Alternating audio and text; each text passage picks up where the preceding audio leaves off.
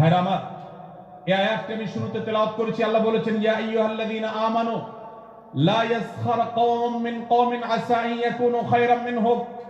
হে ঈমানদারেরা, হে মুসলমানেরা, তোমাদের কেউ যেন অন্য কারোর নাম ধরে অন্য কাউকে ব্যঙ্গ বিদ্রূপ ঠাট্টা না করে।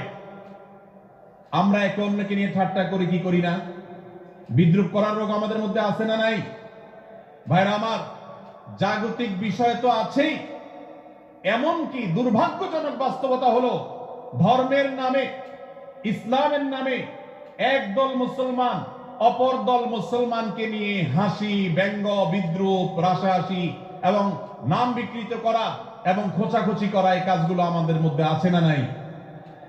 আমরা যারা ইসলামের খেদমত মনে করে আমার ভিন্ন মতের ভিন্ন দলের মুসলমানকে খোঁচাখুচি করি, আমরা যারা আল্লাহর খেদমত মনে করে, ইসলামের সেবা মনে করে, দাওয়াতের কাজ মনে করে, ইসলাম প্রচার মনে করে ভিন্ন মতের অন্য দলের মুসলমানকে নিয়ে ব্যঙ্গ বিদ্রূপ আর হাসাহাসি করি, তাদেরকে সোশ্যাল মিডিয়াতে, অনলাইনে, অফলাইনে তুচ্ছ-তাচ্ছিল্য করি, আল্লাহর শপথ করে বলছি, এটা ইসলামের সেবা নয়, এটা হলো প্রবৃত্তির পূজা, এটা হলো আপনার নফসের পূজা, এটা হলো আপনার প্রবৃত্তির গোলামি করা, এটা আল্লাহর গোলামি নয়, এটা ইসলামের খেদমত নয়, এটা ইসলামের 12টা বাজানো।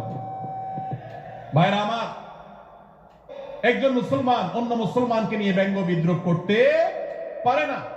আমার মুসলমান ভাই যদি কোনো ভুল কথা বলে, ভুল কাজ করে, আমি যথাযথ নিয়মে তাকে সংশোধনের চেষ্টা করব, সমালোচনা করার দরকার হলে সেটাও করব, কিন্তু হাসাহাসি নয়, বিদ্রূপ নয়, ব্যঙ্গ করা নয়।